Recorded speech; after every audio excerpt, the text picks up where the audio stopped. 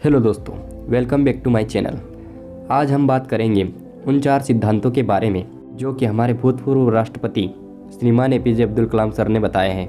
उनका मानना था कि ये 4 नियम वो हर स्टूडेंट या कोई हर इंसान को पर अप्लाई करना चाहिए। अगर कोई भी स्टूडेंट या कोई भी इंसान इनको अपने जीवन में उतार लेता है, उनको फॉलो करने लगता है, तो इस दुनिया में ऐसी कोई चीज़ नहीं जो कि उस इंसान के कदमों में ना गिर जाए। इन चारों प्रिंसिपल को हम डिटेल में समझते हैं। रूल नंबर 1, मेरा एक महान उद्देश्य है। हमेशा अपने आप को याद दिलाएं कि आपका एक बहुत बड़ा लक्ष्य है।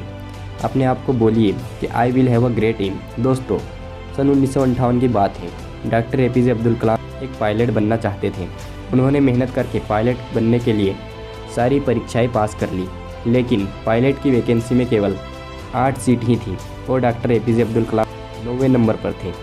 उनका सिलेक्शन केवल तभी हो सकता था जब उनके ऊपर 8 कैंडिडेट में से कोई एक आउट हो जाए या अपनी वैकेंसी छोड़ के चले जाए, लेकिन ऐसा नहीं हुआ और उनका पायलट बनने का सपना अधूरा रह गया।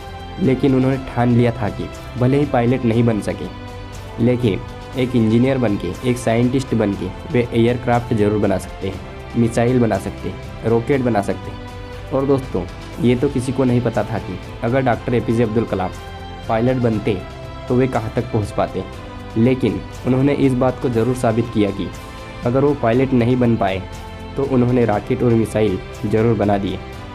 इसलिए हमेशा अपने आप को याद दिलाते रहिए कि I will have a great M.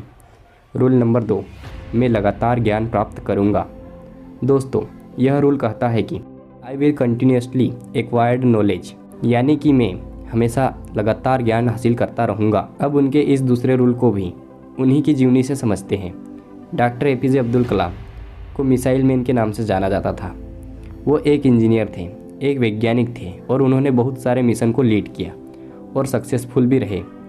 उन्होंने पद्म भूषण, पद्म विभूषण और भारत रत्न जैसे हाईएस्ट सिविलियन अवार्ड भी जीते। वो भारत के 11वें राष्ट्रपति भी बने।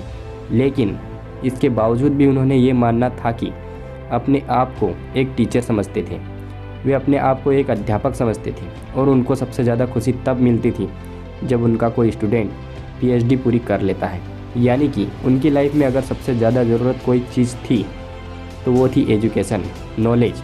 उनका मानना था कि एजुकेशन के लिए, यानी कि ज्ञान के लिए, जो सबसे अच्छा समय होता है वो होता है स्टूडेंट लाइफ। और किसी भी इंसान के सक्सेस के पीछे उसके एजुकेशन का, उसके नॉलेज का सबसे बड़ा हाथ होता है। स्टूडेंट के लिए केवल नॉलेज हासिल करना ही सबसे पहली प्राथमिकता होनी चाहिए। यानी कि आपको हमेशा अपने आप को ये याद दिलाना है कि चाहे कुछ भी हो जाए, मैं सीखना नहीं छोड़ूंगा। रूल नंबर 3, मैं कड़ी मेहनत करूंगा। डॉक्टर एपीजे अब्दुल कलाम का तीसरा नियम था कि अपने आप से ये प्रॉमिस करें कि मैं हमेशा हार्ड वर्क करता रहूँगा, यानी I will do hard work. दोस्तों, सन 1973 की बात है। विक्रम साराभाई अंतरिक्ष के अंदर चेयरमैन प्रोफेसर सतीश धावन ने डॉक्टर एपीजे अब्दुल कलाम से कहा कि हमें एक सैटेलाइट लॉन्च व्हीकल बनाना है, यानी कि एक ऐसा रॉकेट जिसमें हम सैटेलाइट रखकर उसको अंतरिक्ष में भेज सकें। डॉक्टर एपीजे अब्दुल कलाम ने इस काम को पूरे जिम्मेदारी के साथ स्वीकार किया। वो मिशन में प्रोजेक्ट के डायरेक्टर थे, यानी कि पूरी टीम को उनके नीचे काम करना था।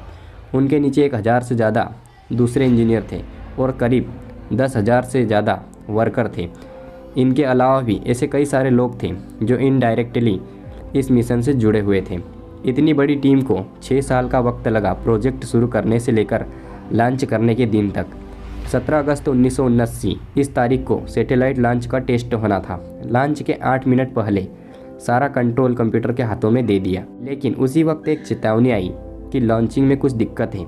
लॉन्च के ठीक 4 मिनट पहले ये डायग्नोस किया गया कि कुछ लीक्स हैं, लेकिन उनके टीम के जो एक्सपर्ट थे उनके ये राय थी कि लीक्स के बावजूद भी रॉकेट में इतना एफिशिएंट ऑक्सीडाइजर होता है कि वो अपना लॉन्च जारी रख सकते। और मिशन लेटर होने की वजह से डॉक्टर कलाम को ये डिसाइड लेना पड़ा कि वो रॉकेट को लॉन्च करेंगे।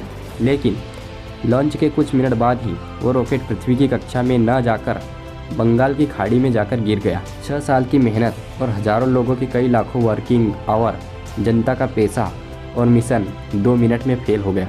लेकिन जैसा कि डॉक्टर एपीजे अब्दुल कलाम का रूल नंबर 3 में बताते हैं कि हमेशा अपने आप को याद दिलाते रहिए कि आप कड़ी मेहनत करते रहेंगे।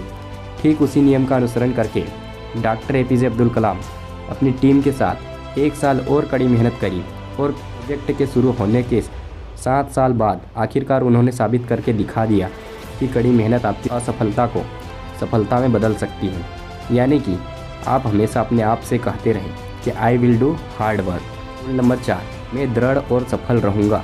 दोस्तों, जो कहानी मैंने रूल नंबर 3 में बताई, जिसमें 7 साल बाद जाकर मिशन सफल हुआ, वहीं से निकल के आता है रूल नंबर 4, यानी कि हमेशा अपने आप को ये याद दिलाते रहे कि मैं लगातार मेहनत करते रहूँगा, कितनी भी मुसीबत आए मैं आगे बढ़ते रहूँगा, अपने शब्दों पे और अपने वचनों पे कायम रहूँगा।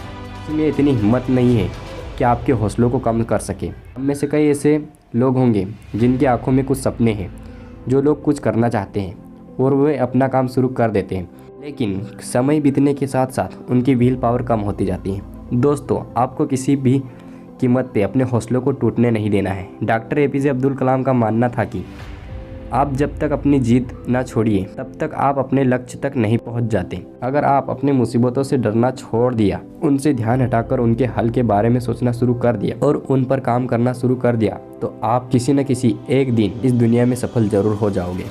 दोस्तों, लास्ट में एक बार और अपने सपनों का रफ्तार के साथ पीछा करते रहिए और दुनिया में खुद के साथ साथ दुनिया में देश का भी नाम कीजिए। जय हिंद, वंदे मातरम।